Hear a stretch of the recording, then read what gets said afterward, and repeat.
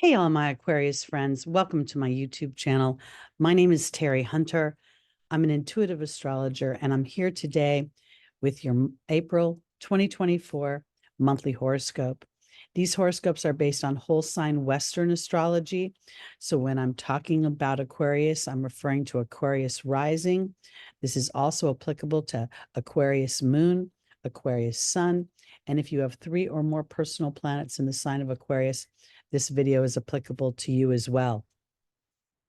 Also make note that this is based on the Pacific time zone. So if you are somewhere else, please adjust for your location. This month, astrologers have been talking about since the beginning of the year and maybe even in late 2023. This is where we see your ruling planet, Uranus, really begin a very tight conjunction with the planet of expansion and wealth and of elevated experiences. It rules higher education, Jupiter. It rules religion. It rules philosophy. It rules business and commerce. They're coming together in the sign of Taurus, which is your 4th house of home. But before we get into the grand conjunction, which is starring your ruling planet, let's start off with the Mercury retrograde that is going to dominate most of the month. Mercury is starting its retrograde in your 3rd house of the 3rd house is the house traditionally known as I think. It is the house of communications. It's the house that represents your experiences in childhood, your siblings, your workmates, your teammates, your everyday activities like driving to work, emailing people, conversing, running errands. I mean, everything about your everyday life, the 3rd house and Mercury touch. Now we're seeing this 3rd house with this Aries energy of independence and of pioneering spirit and potentially, resentment and anger, depending upon your particular circumstances. And what Mercury is going to do in its retrograde, starting at 27 degrees, which is a Gemini degree. So we've got a real strong underbelly of your thought. How do I think? What do I focus on? And am I harboring energies or emotions that cannot actually be rectified in some way? And what might be best is to integrate them, because Mercury is going to move and hit through these points right here as it retrogrades. It's already been, as it went forward, hit these points one time. It's going to go past Eris, Mars's little sister. She represents standing up for yourself. She's got a bit of a scrapper energy. She's willing to fight for what she believes in and stand up for it. We have Chiron, which represents the wound of self.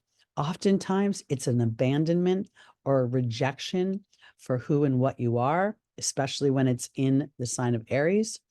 And then Mercury is going to settle in with a conjunction with the North Node, a ravenous energy for wanting to individualize myself here, wanting to move my story forward, wanting to birth a bigger picture of me.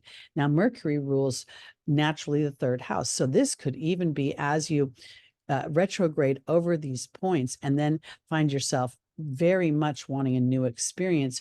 You could find yourself taking pen to paper. You could find yourself expressing yourself in an individualistic ways, using either writing, teaching, speaking in some way, opening yourself up and pioneering out into a bigger sphere of influence. That's the way I want to put it. There is a concentration this month in your 1st, 2nd, 3rd, and 4th house. So we see Pluto has moved into your 1st house, ushering in, it's almost as if when Pluto moves into the 1st house, there's a rebirth of the self. And with Aquarius, it's a rebirth of the self in a very unique, individualistic opportunity to express your genius. Now, the 2nd house here during the Mercury retrograde, we see Venus, who rules money, and she naturally rules the 2nd house, and she is coming into a conversation with Neptune.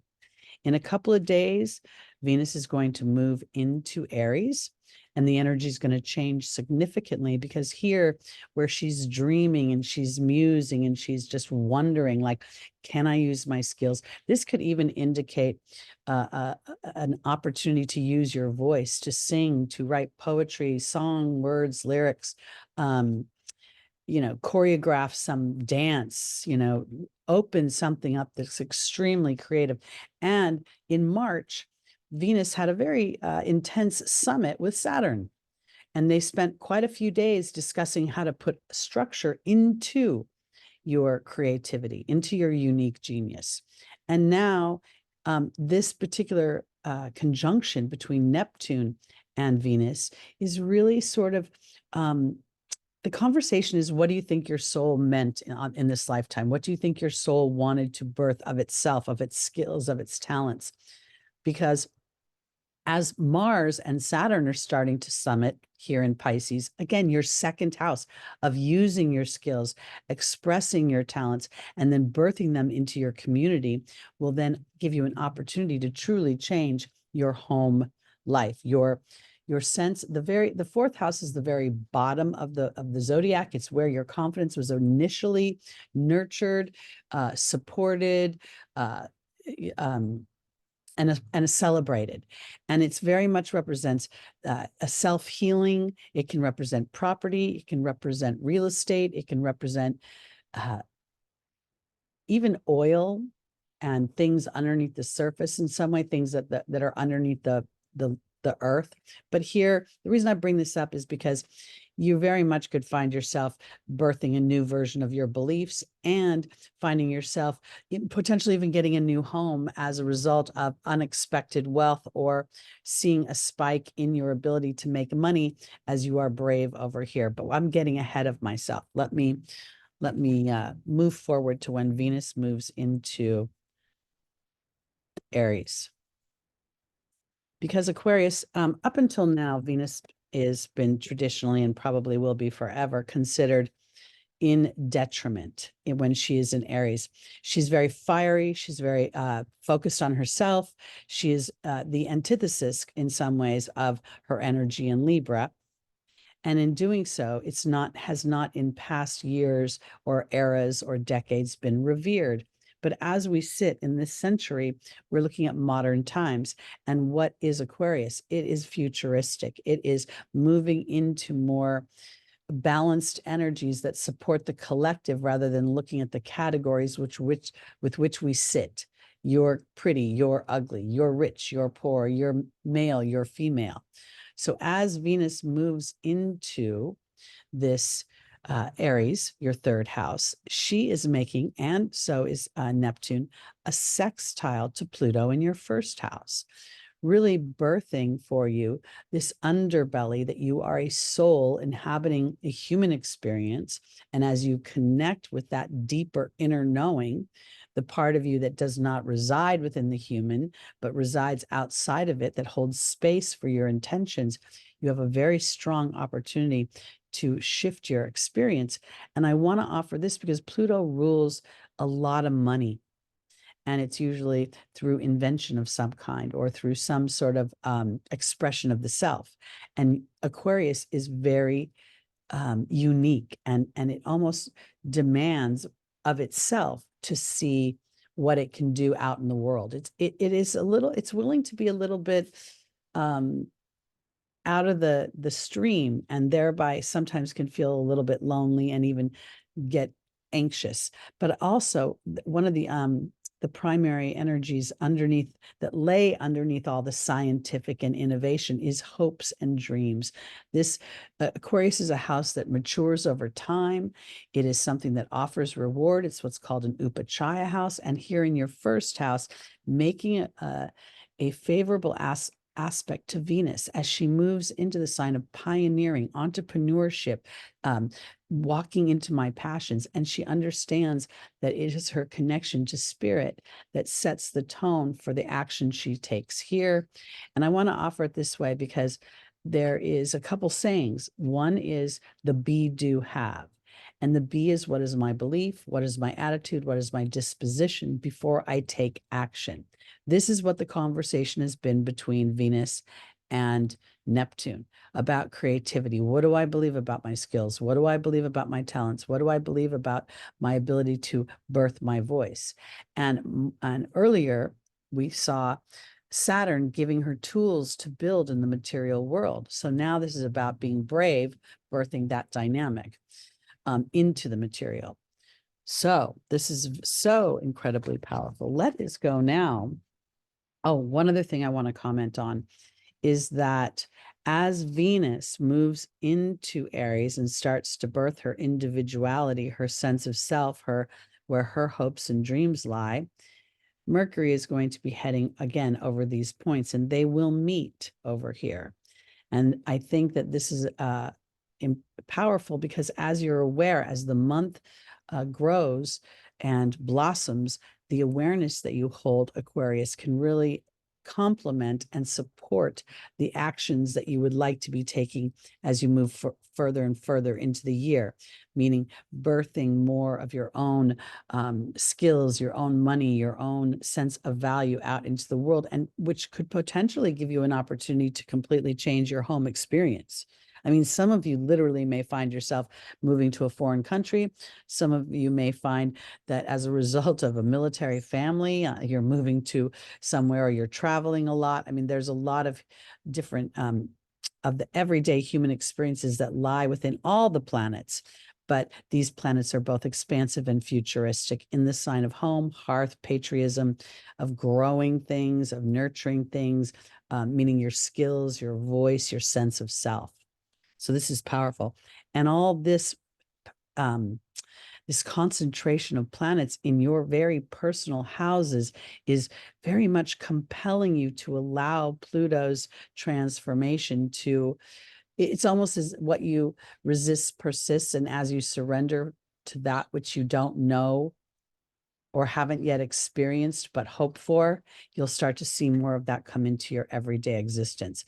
And we are going into our second eclipse on the 8th, which is the final eclipse of the season. We saw the first one in March on the 25th.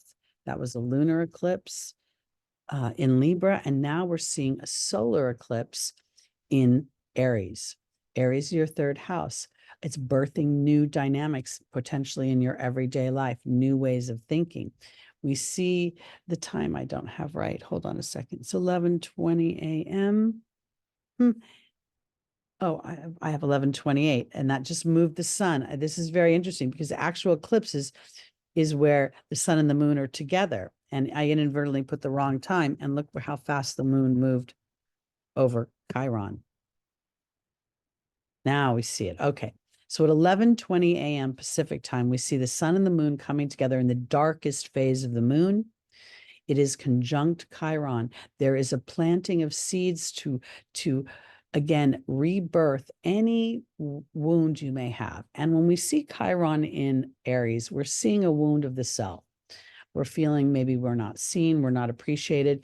Maybe our frustrations and our angers have eclipsed, no pun intended, our intentions and our love. And here we see this eclipse is happening at the 19th degree. That is the Libra degree of balance and harmony, civility, diplomacy. It's a very, very powerful solar eclipse because it's setting a tone for birthing of the self that then fosters a greater sense of peace and harmony for those that you love and for yourself. And while it's not in a true aspect to the new moon, we also see that Jupiter is at 19 degrees.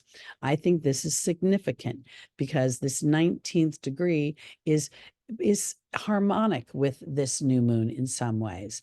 And here we see Eris, I'm willing to stand up for myself, to fight for myself, and Mercury. 8 days into the month, it's still just a few degrees the way from where it started at 27 degrees, but now we're at the Piscean degree. And we're starting to think about standing up for ourselves and what that means. It doesn't mean taking everybody on and arguing with everybody, but actually being brave about my actions and aware of my actions.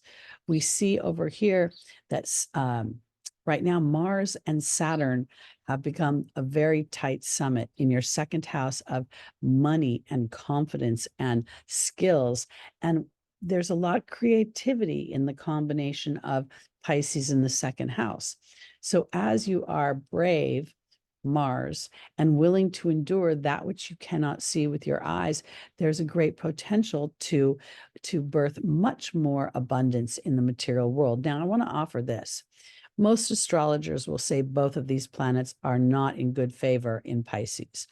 Mars is traditionally, it's a polarizing how people talk about it, because it's either dumbed down or fiery and angry. And here, I believe Mars is learning how to be a peaceful warrior, how to be a knight of the round table, how to be a Templar, how to be a Freemason. And here, Saturn is discussing with Mars the strategies it takes to really succeed.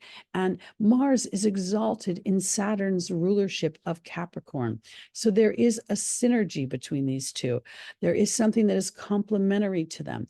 It's as if history and a little bit of a pause, a wee bit of a restriction, gives this knight of the round table an opportunity to be more effective as it moves forward. Because by the end of the month, we'll see Mars move into its domicile of Aries, and we'll see Venus move into her domicile of Taurus. And I think this is, again, very significant. The whole month, the whole year is very significant because it's laying the foundation for how you will experience the subsequent chapters of your life. Now let's jump to the 18th. And that may seem like a bit of a big jump, but the planets, again, are all clustered in the same houses. So this energy is sort of the theme of the whole month and the awareness that you will take into the rest of the year. Because now Pluto has moved further into your first house. We see that Mars has moved a little bit away from still in summit with Saturn, but it's almost as if they're wrapping things up. And Mars is now, as it heads towards Neptune, is going to take a real spiritual approach to birthing a bigger version of what you, Aquarius, wants when this gets into your third house. We see here's Venus and our retrograding Mercury really thinking about, how am I asserting myself? How do I Mercury rules the I think. And the I think is a reflection of what I believe. And that's Venus. What do I believe about myself? And she is ravenous at this point to birth a new version of herself. She's like, look, I have the power. I have the ability to be who and what I want to be. Now I just get to be brave about it. And now on the 18th, we are seeing the first of two exact conjunctions between your ruling planet and the planet of wealth, the planet of foreign things, foreign travel, foreign people, higher education, the judicial system. It rules business and commerce and marketing and publishing and influencing. And this could very well be aviation travel to a foreign land. This could be birthing yourself on the internet that brings more security in the flow of money. There are so many things that in the way that this conjunction can play out, depending upon what your intention and what you are wanting to birth for yourself. And that's really what I think is the deciding factor in how this conjunction will play out, because those that are aware and putting forth intentions, goals, and putting those things out into the universe, I think will experience bounty. And those that are sort of walking unconsciously may experience a disruption before they experience balance. Let's go to the 19th, where we will see the sun has moved into Taurus. Now, this is pretty much the most significant energy, because everything else that's going on in the structure is about the same. So we're really, looking at, how do we want to implement our skills? How do we want to build this? I personally see this group of planets, Saturn, Mars, and Neptune, all being, I start every day with meditation. I call forth to spirit all those that I can best serve and how we can create an even exchange of energy. And this to me has been a formula for success. This is what this feels like to me. It feels like Saturn says, yes, it's important to build in the earth. It's important to see what you're building in the physical. But as I take spiritual dynamics and apply the laws of attraction, the laws of the universe first as my foundation, I become much more powerful in sustaining what I am creating. Now, this continued. Now, Mercury is moving, has Mercury and Venus have exchanged places. And now Mercury is moving closer to the North Node, thinking more and more about how I want to individualize myself. I want to be an entrepreneur. I want to exercise my passions. And we see that Venus is in a conjunction with Chiron, re-examining her wound, wondering right now, am I able to make the dark spots in my life let the color pop? And this is where I think this Mars exact sextile to the grand conjunction, the great conjunction, depending how you want to call it, gives me an awareness that my beliefs are shifting. And I'm willing to look forward instead of behind, Saturn, forward, Uranus. And I'm really willing to expand how I proceed within my thoughts, and my thoughts then turn into things. That's the way I feel like this is showing up here. Now we go to the 23rd, where we will see a full moon in Scorpio. And that's going to be happening at 4:48 p.m. Pacific time. And I think this is very significant because this feels as if there is an underbelly that is revealed. We all have a psychological imprint, a template, a default, things that we operate on that we aren't even really aware of. And oftentimes we can get ourselves into situations or into dynamics with people that feel new, but they play to an old story. And here's where I think we're seeing an illumination of that, because we're seeing a T-square to Pluto. Pluto is in your first house. This is in your fourth house. And then Scorpio is your, I believe it's your 10th house. Yes, Scorpio is your 10th house. So here, what we're looking at is the potential of where an old story related to your upbringing, your cultural dynamics, your sense of value of self, there's a focal point to your liberation from that, to your actually, sort of saying, well, that was then and this is now, and fostering a stronger sense and trust in the transformation. It's going to put a focal point basically on the deep dive of your psychological imprint.